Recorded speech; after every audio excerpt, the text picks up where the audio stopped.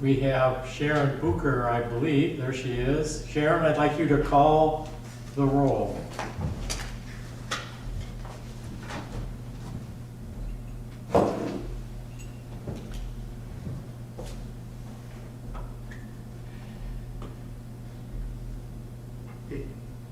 She's calling you. I'm here. Sorry. I can't hear. Here.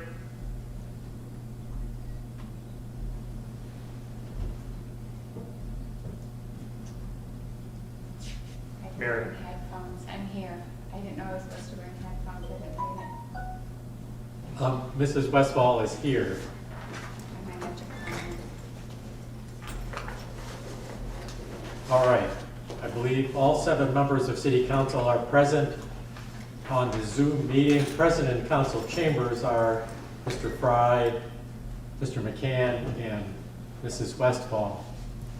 Mr. Richardson, Mrs. Capolini, Mr. Hanum, and Lindsay Stowe are present on the Zoom meeting.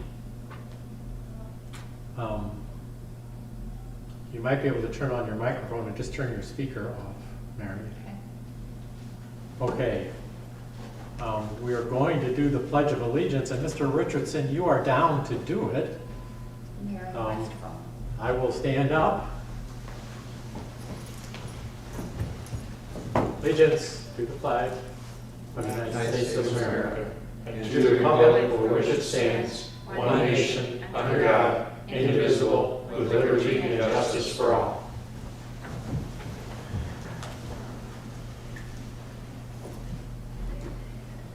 We are to additions Mary Westfall. to the agenda. Now joining.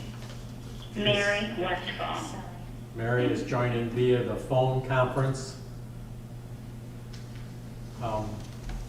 Mary, you might want to move closer to the phone here. I'm not sure. Or turn your microphone on. Make sure your microphone's on.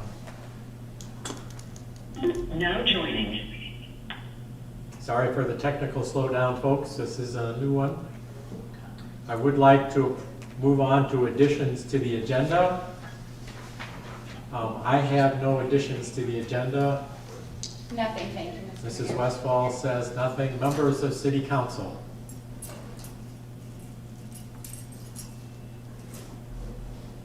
Hearing none. From members of staff. Mr. Sanford is in the room. Nothing, Mr. Mayor. Nothing from Mr. Sanford. Mr. Schroyer, are you on the phone? Nothing, Mr. Mayor. I can't see you on Zoom. You must not be on camera, huh? He is. Center right. There he is. I can see you too. I'm sorry. It's that big glare behind your head that makes you hard to see. And it says Coden Schroyer. Okay, well, that's where the technology expertise probably is. All right, on to Chief Snore.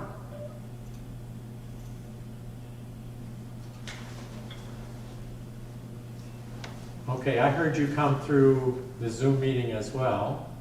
That he doesn't have a camera on him? No. Okay, Oh, yes, he does. He just turned it on. I see him at the bottom now. You could do a refresh.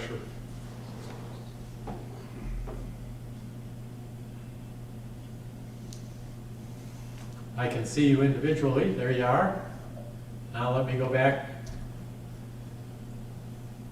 I'm not seeing you when I don't have you on individually, so that's okay. And then Mr. Aller Nothing, Mr. Mayor. and Mrs. Brining. Nothing, Mr. Mayor. Mrs. Brining is present as well, and she said nothing. Okay, with that, is there a motion to approve the agenda as submitted? So moved. Second. It's moved and seconded to approve the agenda as submitted. All in favor say aye. Aye. Opposed? Motion carries and the meeting agenda is approved. I'd like to let council know that city council chambers are not locked. This is a closed Zoom meeting. However, none of the public is here. There's plenty of space for them, plenty of social distancing space, but there are no members of the public present. With that, we'll move on to approval of the meeting minutes from our April 6th meeting. Mrs. Westfall. Thank you, Mr. Mayor. I move approval of the meeting minutes of the regular meeting of Sylvania City Council held April 6th, 2020 as submitted. Is there a second to approve the meeting minutes? Second. Okay, it was, I think, seconded first by Mr. McCann. So it's been moved and seconded to approve the meeting minutes as submitted. All in favor of the motion indicate by saying aye. Aye. Opposed? Motion carries. We're up to agenda item 5. And what I ask is for each of our staff members as listed on the agenda to give you an update of what's been going on with our COVID-19 response.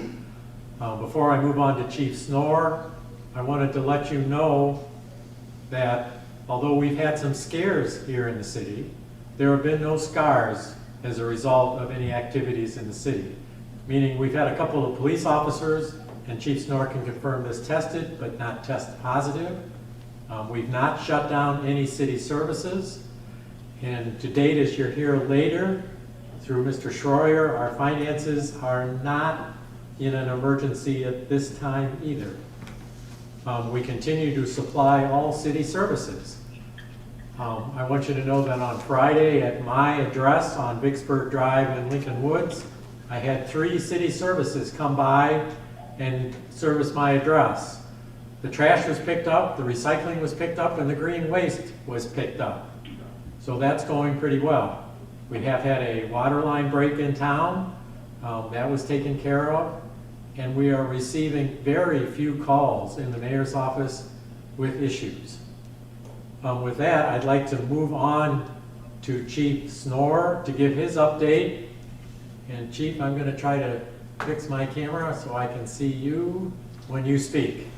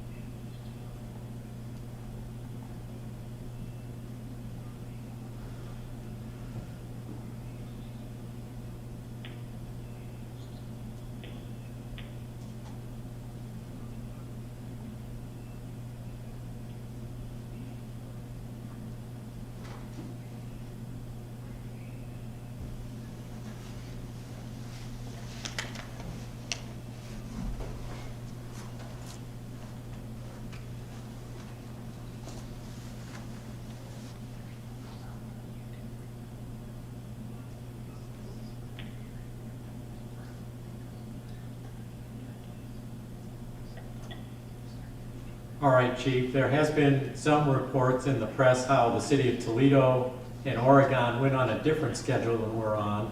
It's a contingency that you can go on to 12 hours on and 12 hours off. But part of the advantage of that system reported in the media is that they're off for 3 or 6 days. So if they were exposed, they might display symptoms by then. But the schedule you're on is working because we actually took officers off of community policing and other roles, so you have enough officers to staff it on your 8-hour shift schedules. I might want to explain that a little bit.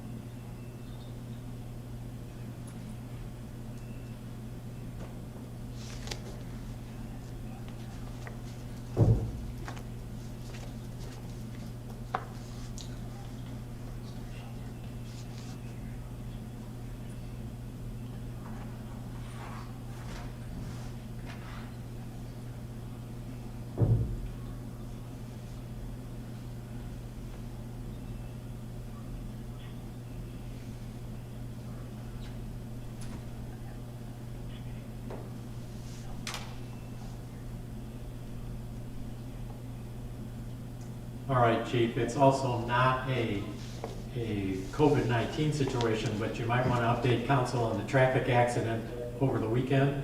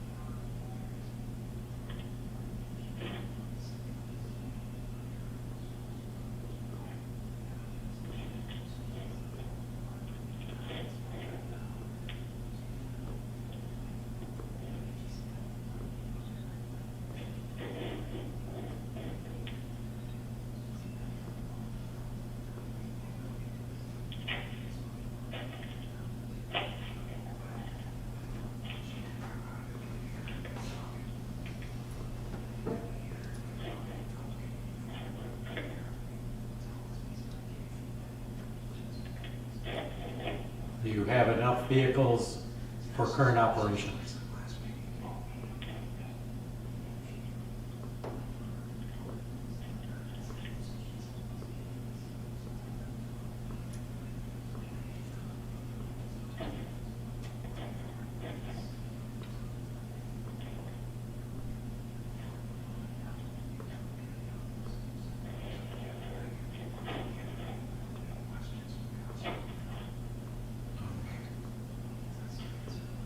All right, Chief, thank you. Any questions from council for Chief Snorer?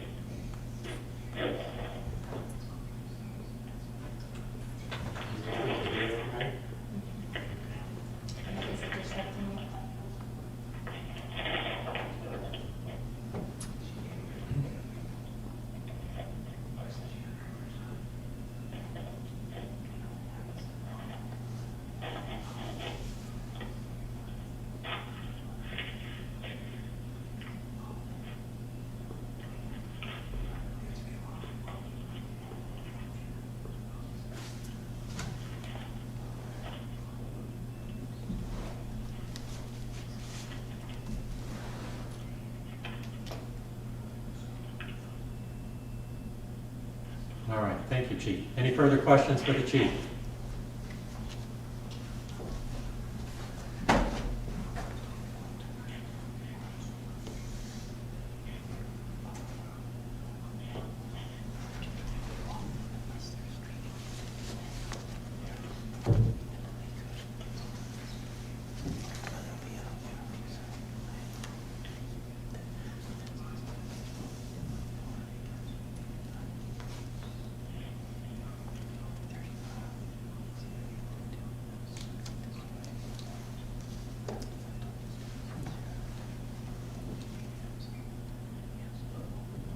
All right, then, let's move on to Mr. Aller, who's going to report to us as our Public Safety and Service Director. Mr. Allen. Thank you, Mr. Mayor. We've adjusted. You're not on camera. Okay, can people hear Mr. Aller? They probably won't be able to. Okay. We've adjusted, in the service department, we've adjusted schedules, as I think you, council is aware. We've gone to basically 2 groups of people. One group will work a Monday, Wednesday, Friday, Tuesday, Thursday schedule, and the other group works a Tuesday, Thursday, Monday, Wednesday, Friday schedule. It's worked out well. We really haven't had any issues. We've had a couple employees that have come down ill, but have not been diagnosed with COVID at this time. We have had a couple employees that have had some child care issues and things like that, but we've worked through them and have continued to provide all of the services that we can. The only thing that we've really canceled to date or have had to modify is our bulk item pickup program. Because depending on the item, that puts 2 or 3 people, in a close area to be able to get those items into the back of a truck. And so we've suspended that program. Our unlimited program that was supposed to be the first week of May, we have suspended that, postponed it. We'll bring that back at a later date, hopefully. Before the fall unlimited pickup. And then Shred Day was coming up in a couple Saturdays, and we've had to cancel that. That also will be postponed if we're able to do so. So we continue to function. All of the departments are doing what we normally do. We're just doing it a little differently.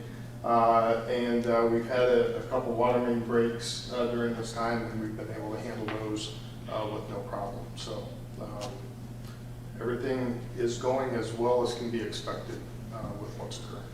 Are there any issues with people complaining about access to either services or to city facilities? No. And actually, our interaction and conversations with the public are reduced because obviously the public's not out and about and doing as many things. But those interactions that we have had have really been, extremely pleasant. Everybody understands that everybody's working through some tough times. They've been more than appreciative. Several more thank yous, so it's gone well as far as the public's concerned. As far as I'm aware. All right. Any issues between us and the county and the Office of Emergency Operations? No, everything is fine there. The mayor came into the building earlier today, and he said, well, that we're idling. Everybody's in idle position. Everything has been pretty steady for the last couple of weeks. And that's really, in my opinion, what has occurred with the EOC and those messages everybody's bringing out. There's a lot of work, obviously, with the governor making the announcement that he made today, and the push to get the economy and life back to normal, so to speak. That's probably going to change, but everything's been pretty consistent out there. All right. Any questions from council for Mr. Allen?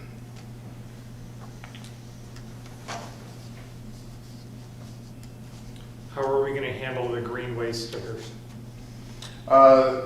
Green yard waste is still going on. If somebody has a sticker from last year, we're honoring that sticker.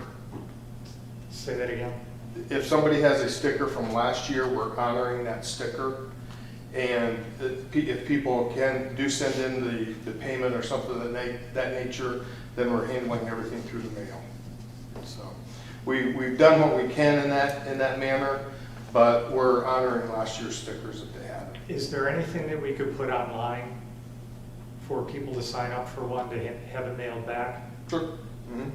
Yep. I think it's on there, but I'll double. If we don't, I'll make sure we get something on there. Okay. Mm-hmm. All right, thank you, Mr. Allen. Mm-hmm. Next, I asked Mr. Schreier to give us some updates on our finances. We've heard a lot about the layoffs, 320 layoffs or furloughs for the city of Toledo.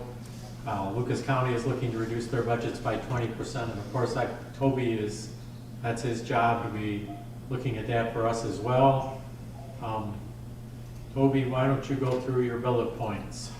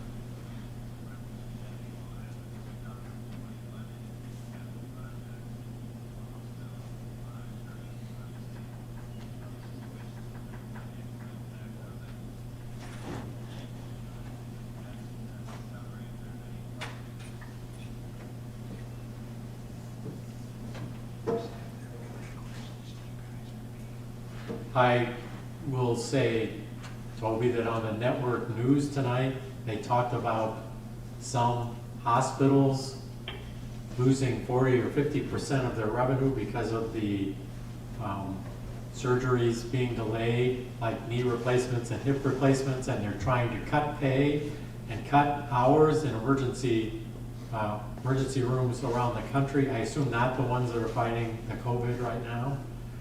I think that perhaps Mr. Aller, oh, I'm sorry, perhaps Mr. Sanford talked, and he's going to talk about that possibility when we get to ProMedica and Flower Hospital. Right, the difference might be that the income's not coming into the hospitals and they're trying to cut some of their fixed costs, but so many ProMedica people are salaried personnel, and I think their income taxes might continue to, at least we're gonna know more at the end of April, and we'll pay attention to it. We'll be back to you with recommendations for actions we feel we need to take.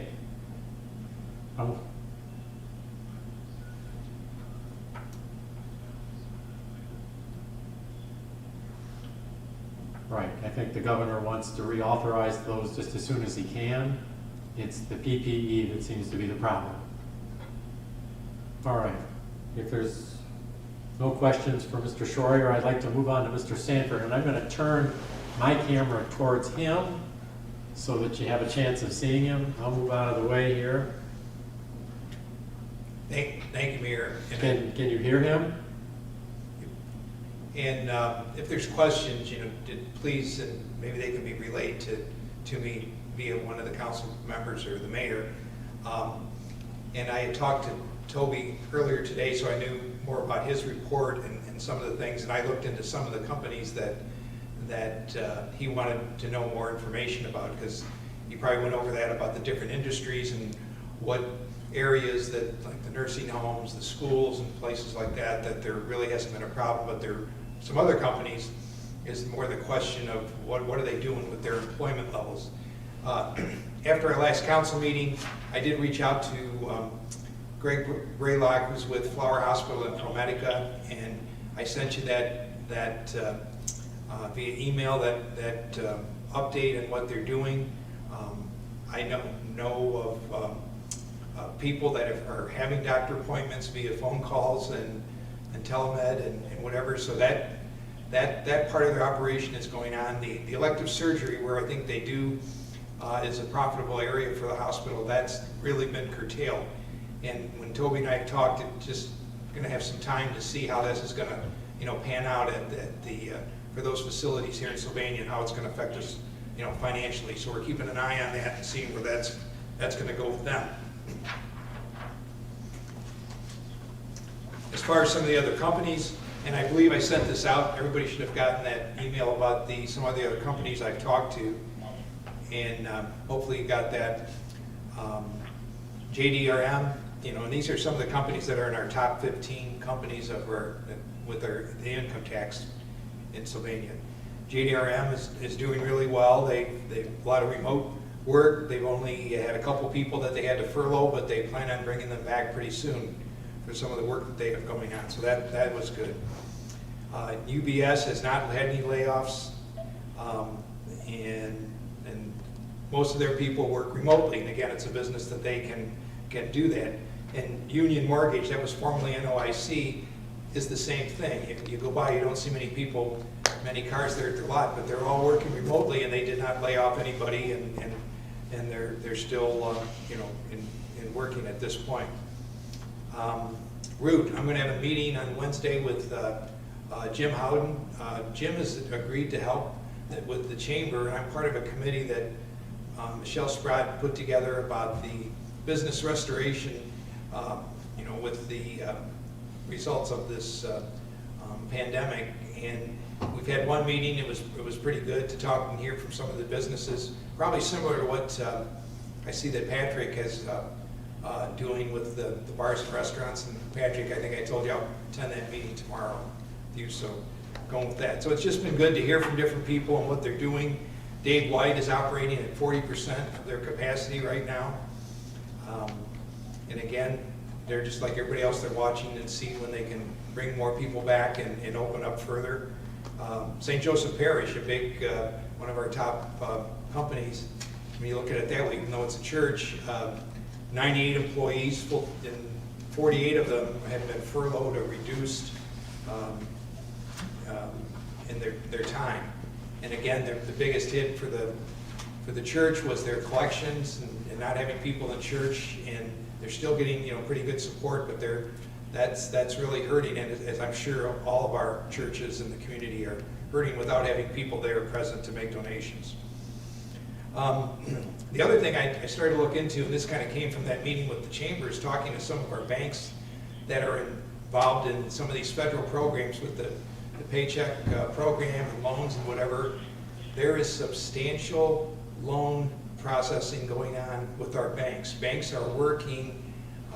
I talked to Waterford, I talked to Signature, I talked to First Federal, and they are processing. There's and just from those, there's over $300 million that are part of loans that are going to be coming into those banks that are going to be working with businesses, and most of them in the greater Sylvania area.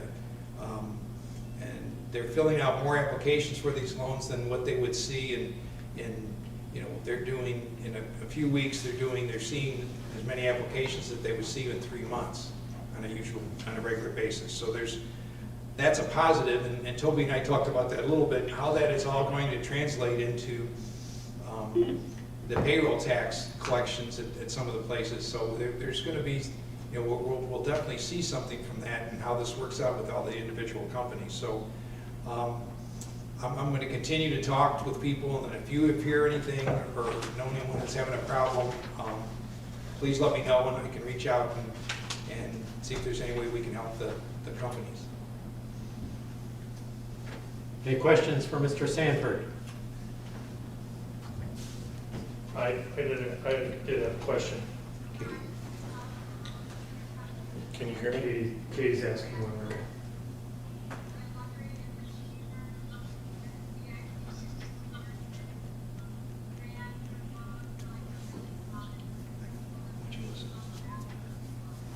Are they considering loans for smaller business?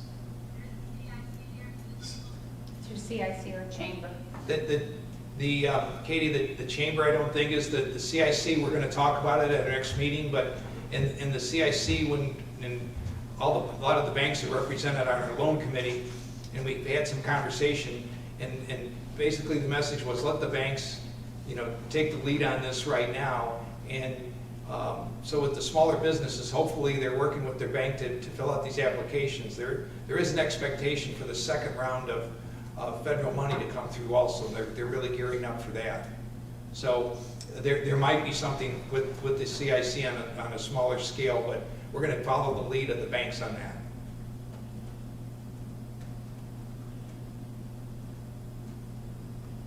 Mark? So my question, Bill, was, and this is great information, and I appreciate the effort.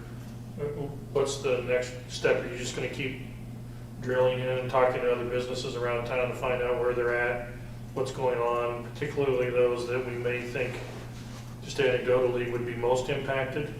That would be helpful, just to understand the ones that would be, obviously the restaurants and bars would be impacted, but there's others around town that you may be able to think of to reach out to.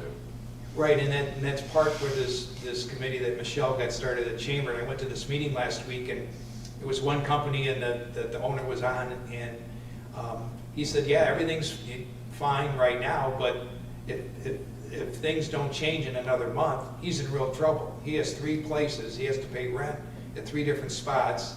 He's very nervous, so this could be, so he's the type of person you want to work with and try to find out if there's something that can be done. But there's a lot of people that are very nervous. Thank you. Okay.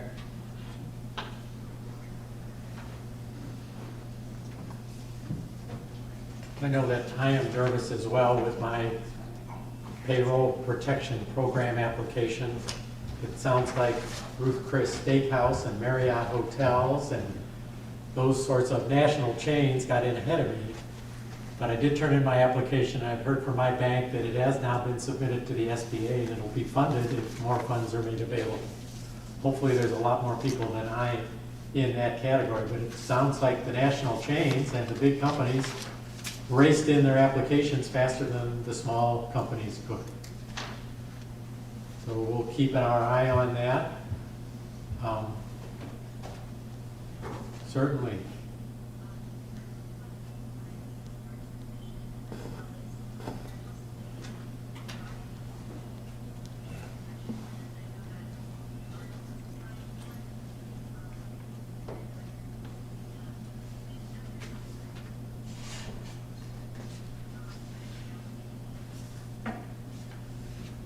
They should turn in their application. That's where I'm at. Have their bank process it and then submit it to the SBA. Only the bank can submit it to SBA and get in line. But if they don't, if their bank is not accepting applications, they should go someplace else. You've got to get it in there. That was a big deal when I heard that my bank checked my application and they submitted it to the Small Business Administration. Otherwise, I think other people will get closed out.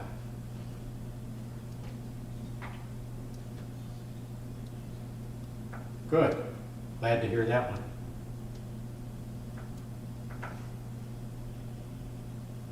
All right. Other questions concerning COVID-19 for me or for the city's administrative staff? Very good. Thank you all for your input. I want to move on to agenda item 6 then, which is the City of Sylvania logo update. I'm going to invite Mr. Sanford back to my camera again. I'll actually put it over here closer to him. There we go. All right, thank you, Mayor. And this could be a quick report. And those of you that are at home, and I will send this out tomorrow, we have a couple of things I can show on this. That those are your name tags that, and again, what we've been doing is now Laura in the office and Danny are in direct contact, and Danny is sending over different information and for us to review. So we have some things for you to look at, and that's why we'll send it to you. We're not deciding tonight, but we want your input on these. Here's some examples of what the name tag looks like. We'd like your input on that. And then also on this is the pin for the City of Sylvania. And I know you probably can't, this doesn't do it justice, but we'll send it to you and you'll get it and you can look at it, and we want to see what you think and which one you like on the pin, because she gave us some different options. The stationery, there's 2 options, and I handed this out here, of showing of how the letterhead can look, and we'd like to see which one you prefer. And again, we just got some different examples of how, and it's kind of hard to show across on this, so I'll send it to you. But again, we'll give you that, and that's how it's working. And then once we're all on the same page, then we can get things ordered and start moving forward with the logo. And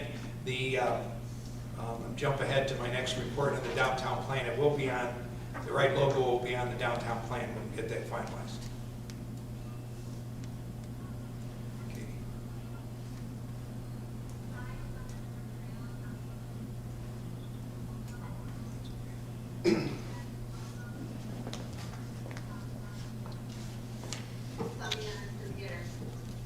I don't think he has anything right now. Could you repeat that, please, Katie?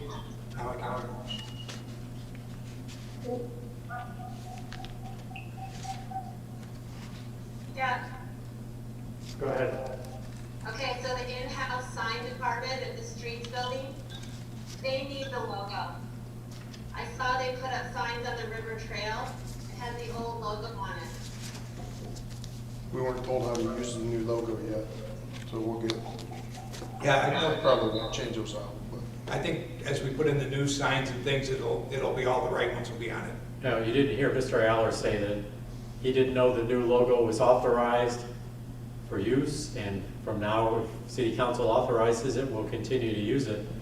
Some of the administration has been using it so far, so we will make sure that all signage going forward has the new logo.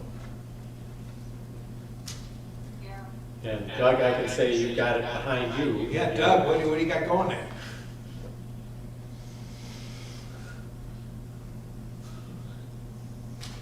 I just stole the logo from, I think it's from a Laura email. Looks good.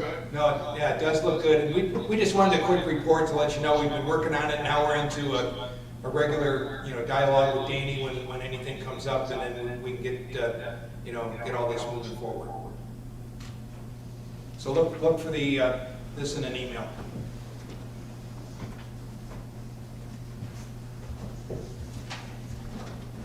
All right.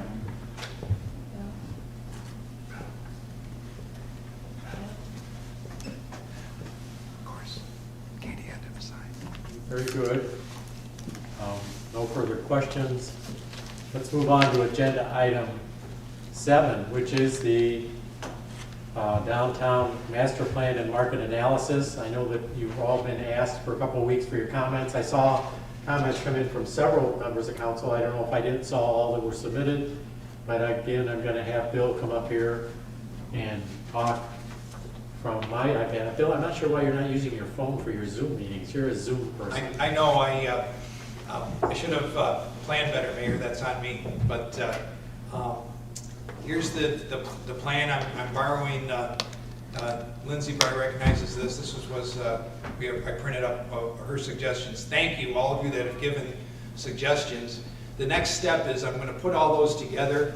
And again, if you didn't give me, and I heard from just about everybody, if you didn't, that's fine, because I'm just trying to get all this information to Michelle Johnson so she can prepare for the next meeting.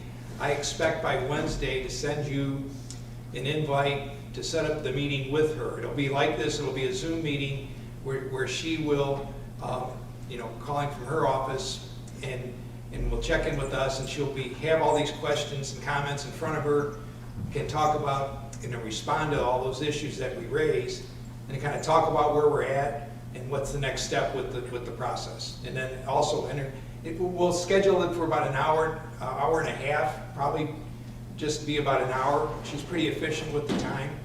So just again, if you think of anything else, if you haven't commented, just get it to me, and we'll include it in the packet that we send to her. And I've talked to a few of you about it, so I think we'll have some good information to get to her. Questions or comments for Mr. Sanford? Know that I just submitted my observations today. We did see them. I saw them back. They did arrive. And I think Bill saw them as well. Yep. No, thank you all. And do recall that we have another phase of the study to authorize once we're satisfied with the results of this phase. We're not prepared to recommend it yet until we see the final results from this one. But I think that will address some of the questions that we got, why the study didn't go as far as it could have. Well, we haven't authorized the final phase yet. There's no further questions on that. I want to go to Mr. Aller. I don't know whether Mr. Aller is trying to get on the Zoom, or he's going to come stand next to me, or what he's going to do. I thought these guys were going to be on their Zooms also. I don't have it. I had to get it today and had on. Here, I'm going to turn Wi-Fi this towards you. There we go. This is an annual ordinance. ODOT comes through and offers their cooperative purchasing program when it comes to rock salt. This past winter, it was obviously a mild winter. We only used about 960 tons of salt. I think our hedge here is that the prices this next year will be lower than typical, and so therefore we're taking a look at trying to take advantage of that, fill our storage areas as much as we can, and still leave some operating room. And so we're recommending to move forward with 1,500 tons of salt for this year, this winter season. All right, the way the system works is we've done this for a number of years, is we are obligated to buy this much salt from the state of Ohio, whatever price is established. Because there wasn't much salt used in the region last year, it was a mild winter, we expect lower prices this year, but that can't be guaranteed.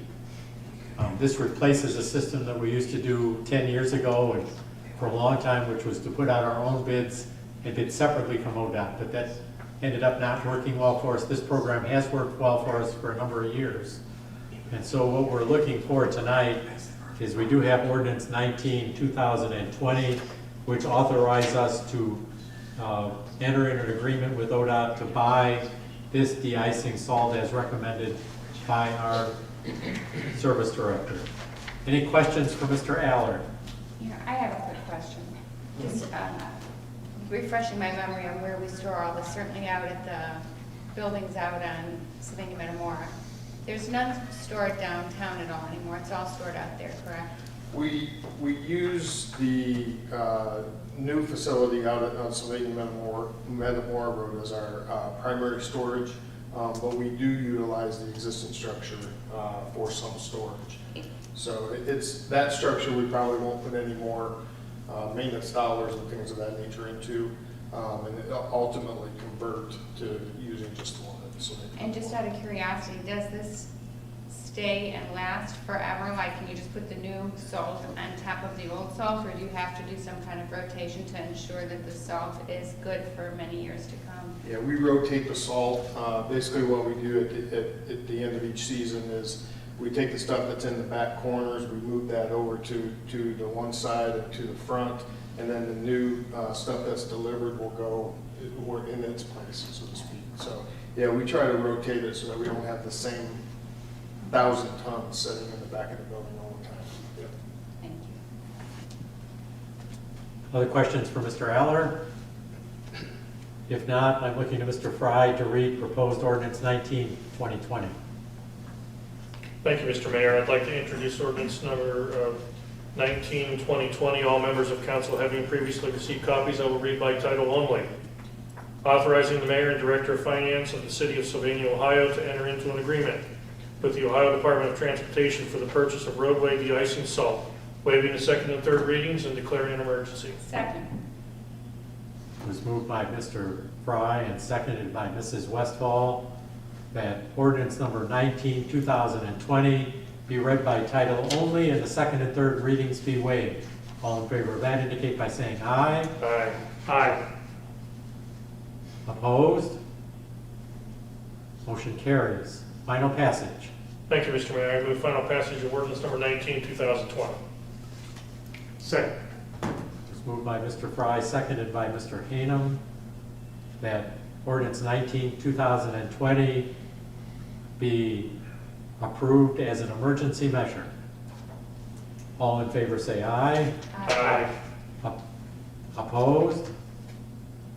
Motion carries and ordinance 19, 2020 is approved. Thank you. We're not even to summer yet, and we're buying for next winter. All right, moving on to agenda item 9. This is the Lucas County Water Resource Recovery Facility, known by some of it as the Lucas County Sanitary Sewer Treatment Plant. It's out west of Maumee. It's near the Fallen Timbers Mall and National Historic Site. You can, on the right days, you can smell it as you go by on the Anthony Wayne Trail. We have had a contract with Lucas County for this since the early 70s. Prior to that, the city had a sewage treatment plant about where my architect's office is, in fact, right where my architect's office is. And we were given a choice at that time. The EPA said we couldn't continue to use that plant, it was too old. I don't date back this far, but this is what I learned. The city of Toledo offered us a contract, but Lucas County had already started their plant and they had a contract with the city of Maumee.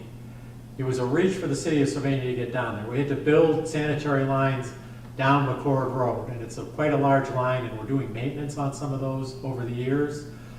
But the contract with Lucas County Sanitary Sewer Plant, or the Water Resource Recovery Facility, is now far more economical than it would have been if we had been with Toledo. Toledo's gone through some very big expenses trying to separate storm from sanitary, and has become a very expensive resource. So this is where we want to be. But the contract with this has remained the same as it was, dating back until that initial contract in the early 70s. And for some reason, we don't have a simple contract that just flow we have a contract that takes into the strength of the effluent that's coming down from Sylvania.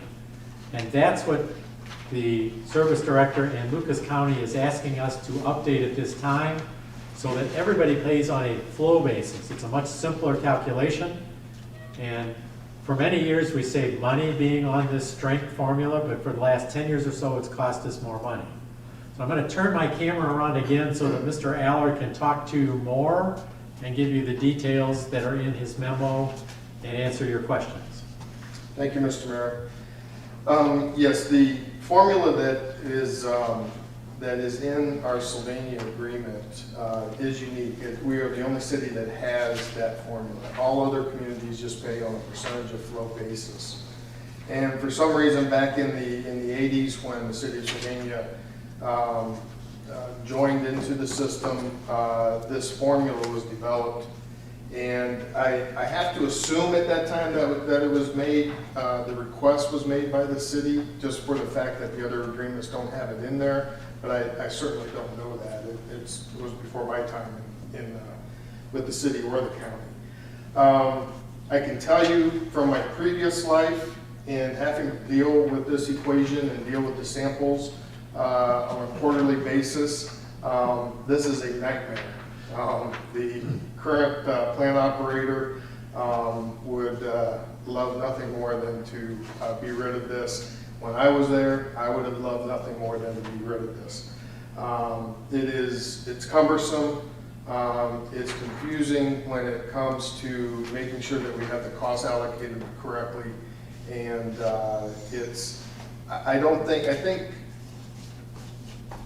history has shown that while it definitely makes a difference, I don't think that there's a large difference. I'm guessing a little bit here, but I'm assuming that the city felt that the county was going to have more of an industrial flow than a residential flow, which is how it turned out.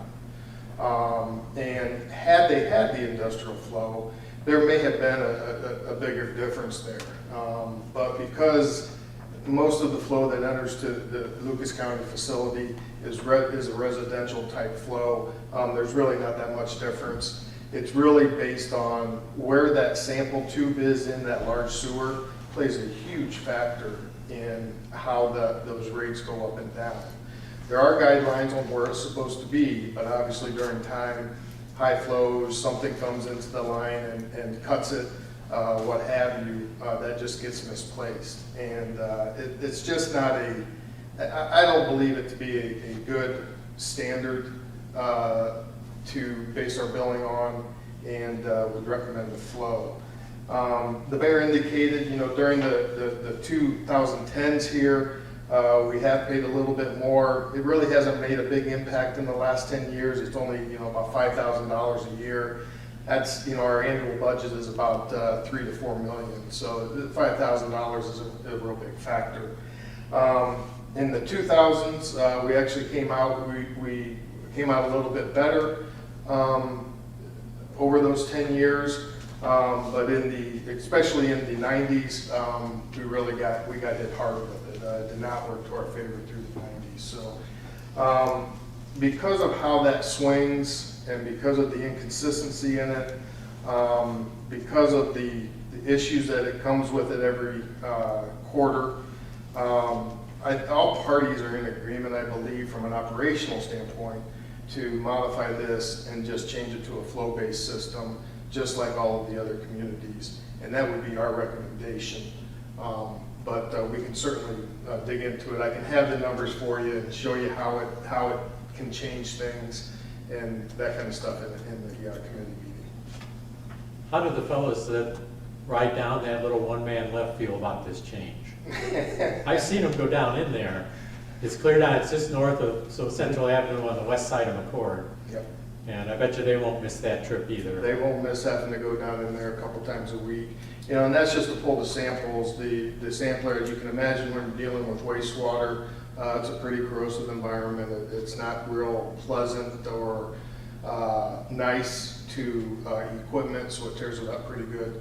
So the maintenance on that can kind of become cumbersome too. So Definitely not an operation. You know, when we do that, you know, by the time you get the sample, take it down to the wastewater plant, come back, we lose a warning. You know, we lose a warning of at least one person, sometimes two, depending on how cooperative the sampler is.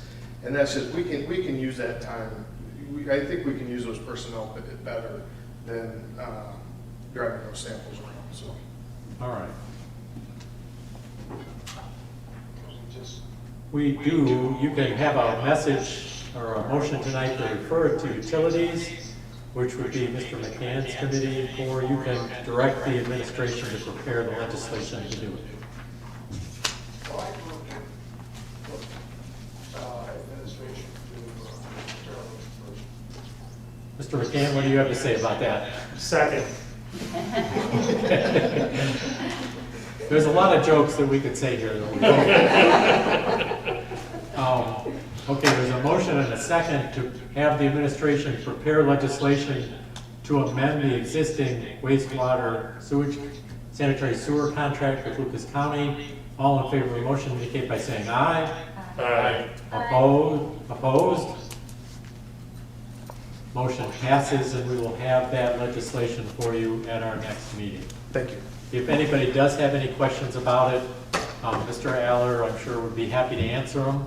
If anybody wants to inspect it personally, you can do that as well. I'm all over. I do have a question for Mr. Aller, and it worried me when we had this toilet paper shortage, and I've seen in the media some people's pumps and other things have been garbaged up with paper towels and things like that. Are we having any issues with our treatment or our pump stations or anything? No, so far we've been operating just fine on the sanitary side. We haven't had any concerns really. Everything's been running. I think we're fortunate people aren't using newspapers. I saw somebody thought it was a really swift idea to take a roll of paper towels and cut it up into 2 or 3 sections and use that. That doesn't disintegrate the way regular paper does, regular toilet paper does. So I'm glad to hear that. All right, that gets us down to agenda item 10, which is committee reports. Anybody have any committee reports to be made at this time? Mrs. Westfall or anybody else? Not hearing any committee referrals? Agenda item 11. Any further items for discussion? Hearing none. Is there, the only informational item is just our normal end of the month bank reconciliation statements. We have no further documents to share with you at this time. Is there a motion to adjourn? So moved. Second. It was moved by Mrs. Westfall, seconded by Mr. McCann. To adjourn, all in favor say aye. Aye. Opposed? Motion carries, and this council stands adjourned until its next regularly scheduled meeting in 2 weeks on Monday, May the 4th at 7:30 p.m. Thank you all for tolerating our Zoom conference. We'll work on it. I'll get more people to bring their phones or whatever. And again, we are spread out in council chambers. You could consider coming back. There are markers on the tables where the 6 feet are, but we have plenty of room to spread out if you choose to come in person. But we will continue this Zoom option. Thank you all very much.